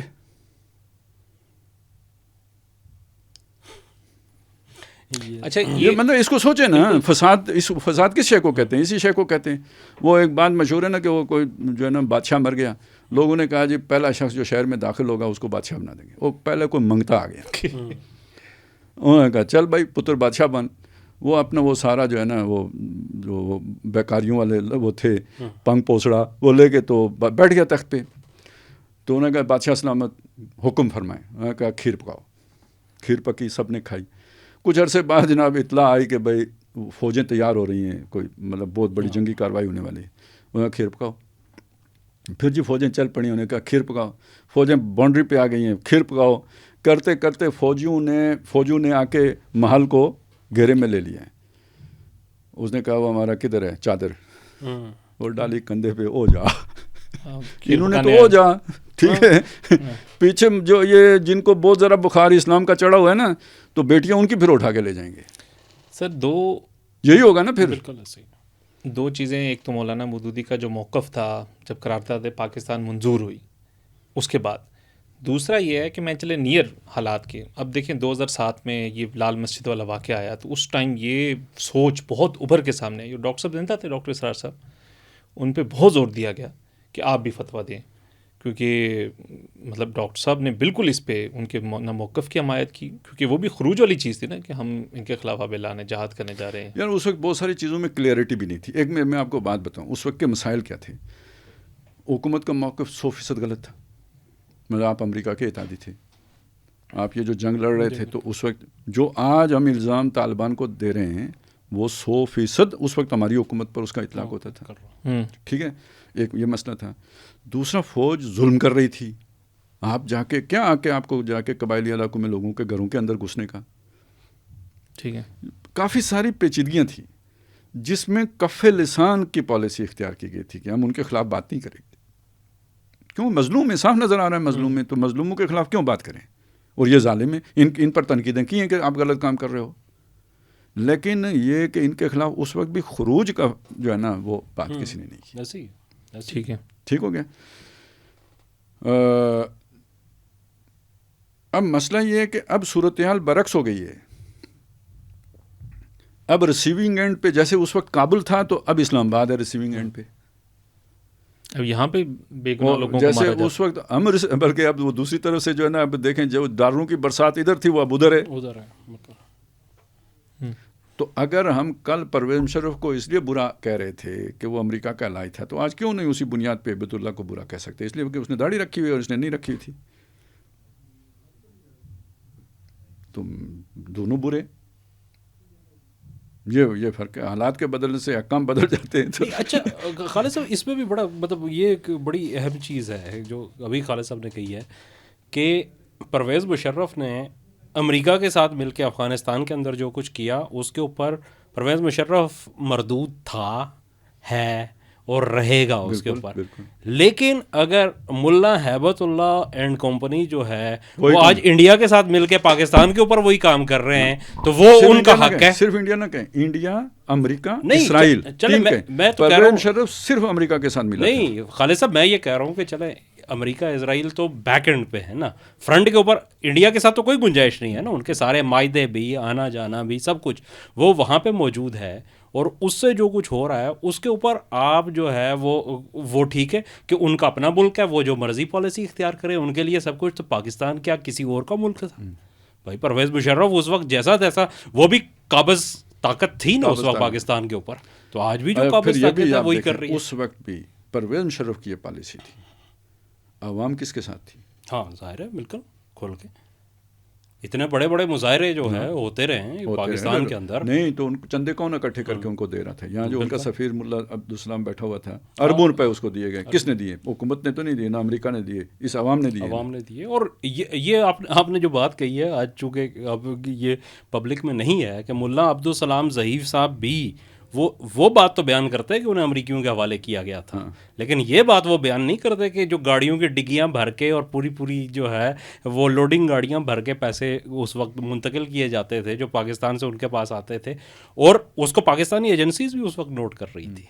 ایسا نہیں ہے کہ نہیں, کسی نے نہیں روکا, اس کو کرنے دیا گیا تھا. مہتاب بھائی اگر پشاور پرویز مشرف کو امریکہ نے اتارا ڈبل گیم کرنے پر. نہیں, وہ ان کی طرح تو پوری طرح ان کی سائڈ پہ نہیں تھا. پشاور میں ان کی شورا چل رہی تھی, کوئٹہ شورا تو مشہور ہے یہ, تو وہ دارالکفر کے تحت وہ شورا چلانا ٹھیک تھا؟ وہ سپورٹ کس کی تھی, کس کی پروٹیکشن تھی؟ نہیں مطلب یہ تو خیر بہت ساری باتیں ہیں. دیکھیں ملا عبد الغنی برادر جو ہے کراچی میں جب بیٹھے ہوئے تھے تو کب ہوا کہ جب سی آئی اے نے آ کے نشاندہی کی کہ بھائی یہ بندہ یہاں بیٹھا ہوا ہے, تو اس وقت بھی آپ نے پکڑ کے اسے عدالت سے کر کے اسے جیل میں ڈال دیا. ان کو حوالے نہیں, ان کے حوالے اس کو بھی نہیں کیا. اور پھر جو ملا ہیبت اللہ صاحب سے پہلے جو خلیفہ بنے تھے اختر منصور صاحب, وہ تو کراچی میں فلیٹ تھا ان کا, وہ رہتے تھے, اور امریکنز نے کوئی 20 دفعہ ان کی نشاندہی کی, لیکن پاکستانی ایجنسیز نے نہیں انہیں گرفتار کیا, یہاں تک کہ پاکستان کی حدود کے اندر امریکی ڈرون طیارے سے انہیں نشانہ بنایا گیا جب وہ ایران سے واپس آ رہے تھے. مخبری ایران سے ہوئی تھی. تو خیر یہ تو بہت ساری چیزیں ہیں کہ یہ سب کچھ جو ہے وہ اور اس میں بھی ظاہر ہے لوگ تھے جو مطلب ٹھیک ہے, میں پھر وہ کہہ رہا ہوں ایک پرویز مشرف کی جو بھی پالیسی رہی ہے وہ ڈبل گیم کر رہا تھا, وہ سنگل گیم, لیکن عام لوگوں کی ہمدردیاں پورے طور پہ اس کے ساتھ تھی وہاں پہ. لیکن آج جو طریقہ کار انہوں نے اپنایا ہوا ہے کہ وہ براہ راست آ کے مطلب دیکھیں میں آپ کو ایک بات بتانا, دیکھیں ہم نے کوئی وہ نہیں کیا, فتوے نہیں دیے, ہماری تو فتوے دینے کی حیثیت بھی نہیں ہے. ایک مطلب جس بندے نے اس موقع پہ 9/11 کے بعد طالبان کی پالیسی کی حمایت کی, میں نے اس کا جنازہ نہیں پڑھا. طالبان کی وہ جو طالبان کے پالیسی کے خلاف جو پالیسی تھی نا پرویز مشرف, اس پالیسی کی جس کی نے حمایت کی نا, میں نے اس کا جنازہ نہیں پڑھا. ٹھیک ہے, میں جس مسجد میں جمعہ پڑھاتا تھا وہاں میں 12-13 سال ہو گئے تھے جمعہ پڑھاتے ہوئے, میں نے ایک پائی کبھی ان سے نہیں لی تھی, کسی کے گھر سے میں نے چائے بھی نہیں پی تھی. قریبی ہماری خالہ کا گھر تھا, میں ادھر جا کے چائے پی لیتا تھا. کسی کے مطلب کوئی احسان نہیں تھا کسی کا. پشاور سے بھی آ کے وہاں جمعہ پڑھائے, رمضان میں رات کو دورہ کرایا, صبح اٹھ کے نکلا. ٹھیک ہے, اٹھ کے کیا مطلب دورہ ختم کر کے وہاں سے چلا, یہاں کے جمعہ پڑھا کے پھر یہاں سے واپس پشاور, اور ادھر جا کے رات کو دورہ کرایا. ٹھیک ہے, دورہ قرآن ہو رہا تھا اس مسجد میں ہر جمعے. پھر بڑے ٹیکٹس ہوئے, بہت کچھ ہوا. آخر میں یہ ہوا کہ ایس ایچ او آ کے جمعہ وہاں پڑھتا تھا وردی میں, وہ مجھے روب ڈالنے گئے. تو نہ میں نے کوئی ایسی بات کی کہ میں پھنسوں, تو نہ میں نے چھوڑا. ٹھیک ہے, تو پھر اس نے اور مطلب رشتہ داروں میں یار یہ بہت غلط باتیں کرتا ہے, یہ وہ اس طرح کی باتیں کرنا شروع کی. ہو گیا. آخر پتہ کیا ہوا, اسی ایس ایچ او نے مجھے جو ہے نا جو تھانے کی وہ اصلاحی کمیٹی تھی نا اس میں شامل کر دیا. ایک اور دلچسپ بات آپ کو سنو, وہ دفاع پاکستان افغانستان کونسل کے مظاہرے تھے, تو یہ سیاسی لوگ بہت چلاک ہوتے ہیں. جب وہ بنی نا سب کو پتہ تھا اب آگے کیا ہوگا, اس کا امیر مجھے بنا دیا. ویسے کوئی ریکگنائزیشن نہیں تھی, لیکن تمام شیخ الحدیثوں نے مل کے مجھے بنا دیا. ٹھیک ہے, وہ پتہ تھا اب پھنسنا ہی ہے. اچھا جی, مظاہرے ہوا, ایک مظاہرہ تھا تو ایک اگلی یونین کونسل کا نا کوئی انہیں وہ جو ڈسٹرکٹ کونسل اس نے کیا تھا پتہ نہیں, وہ ناظم ادھر سے کا کوئی آ گیا پیچھے, اس کو نیا ناظم بنا تھا, اس کو نظامت چڑھی ہوئی تھی. اس نے کسی سے بدتمیزی کی, وہ بندہ بڑا طاقتور, اس نے ایک تھپڑ مارا, ادھر جا کے گرا. ٹھیک ہے, وہ اٹھ کے کپڑے جھاڑ کے چلا گیا, جا کے درخواست دے گیا تھانے میں. تو جب میں اصلاحی کمیٹی میں آیا نا, وہ جو ڈی آر سی جو آج کل جس کا پنجاب میں رولا پڑا ہوا ہے, تو ادھر پرانی تھی, تو وہ درخواست بھی آ گئی. اس بندے کو جس کو تھپڑ پڑا نا, وہ مجھے تو جانتا ہی نہیں تھا, میں تو ایک مطلب اجنبی بندہ تھا. اسے جماعت اسلامی کے لیڈروں کا نام آتا تھا, اور جو وہ ان کے نام لکھوا کے چلا گیا. دوسری جماعت مقدمہ میرے پاس آ گیا, دونوں کے درمیان صلح کرنے کا. امیر آپ نے مصالحت کرا کے وہ کام کنارے کر دیا. تو ہم نے یعنی اس وقت بڑے برے حالات تھے, بندے ہی غائب ہو جاتے تھے. ٹھیک ہے, تو ہم نے پورا سٹینڈ لیا ہے, یہاں پارے میں کھڑے ہو کے باتیں کی ہیں, سوات آپریشن کی مخالفت کی ہے, یہ کیا ہے. لیکن کیوں کیا ہے بھائی, وہ مظلوم لگتے تھے. آج وہ خود ظالم بن جائیں تو ہم ان کی بھی حمایت نہیں کر سکتے. ظاہر سی بات ہے. مطلب دیکھیں چلیں, مطلب آپ اگر یہ اسی کو کہہ رہے ہیں, یہ فوج کی بات کرتے تو بتائیں یہ جو ابھی کچہری کے اوپر حملہ ہوا ہے, اس میں مرنے والے کون لوگ تھے؟ ان کا کیا قصور تھا؟ ان کا کیا قصور تھا؟ نہیں, یہ تو سر یہ تو دہشت گردی کے واقعات تب بھی ہوئے تھے, مطلب مشرف دور کے اندر بھی جب خودکش حملے اور وہ چیزیں, وہ بھی انہوں نے جو شروع میں کیے تھے نا فوجیوں کے خلاف ہی کیے تھے. درگئی میں پہلا ہوا تھا, وہ بھی فوجیوں کے خلاف. پہلا خودکش دھماکہ درگئی میں ہوا تھا, وہ لیکن پھر تو عام عوام کو, لیکن وہ ظلم بھی دیکھا نا, وہ ڈمانڈولا میں جو جا کے تو ڈرون مارا تھا اور کتنے بچے مارے گئے تھے, شہید ہو گئے تھے. مطلب وہ پالیسی بالکل نہیں ٹھیک تھی نا. یہ تو اصل میں دونوں طرف نقصان یہ وہ گیم ہی یہ تھی نا کہ پہلے ظلم کراؤ ان کو شامل کر کے, ٹھیک ہے, اور پھر ظلم کا جب ری ایکشن آئے تو ان کو ان کے اوپر چڑھاؤ. وار ود ان اسلام ان کا ڈاکٹرائن تھی نا. تو اس میں وہ پرویز مشرف کی بیوقوفی تھی, وہ پھنس گیا. یہ ابھی تک اسی کی فصل ہے جو بوئی ہوئی, جو ابھی تک کٹ رہی ہے. بالکل. اب اس ری ایکشن میں یہ آئے ہوئے ہیں, اس لیے ہم کہہ رہے ہیں ری ایکشن اسلام نہیں ہے نا. ری ایکشن تو آپ کا ایک نسلی ری ایکشن ہے. اسلام کا تقاضا تو یہ ہے کہ بھائی حالات دیکھو بدل گئے ہیں. کل کا خالد بن ولید جس کی وجہ سے احد میں جو ہے نا وہ پانسا پلٹ گیا تھا, آج وہ سیف من سیوف اللہ ہو گیا ہے. آپ کہیں نہیں کل اس کے ہاتھوں یہ ہوا تھا, ہم اسے نہیں چھوڑیں گے, تو پھر ہو گیا کام. چلیں جی, بہت شکریہ. آج کا پروگرام ادھر ہی ختم کرتے ہیں. کافی ٹاپکس جو ہیں وہ کور ہو گئے ہمارے اس پروگرام میں. اگلے پروگرام تک ہمیں اجازت دیجیے, اگلے پروگرام پہ پھر ملاقات ہوگی. اللہ حافظ.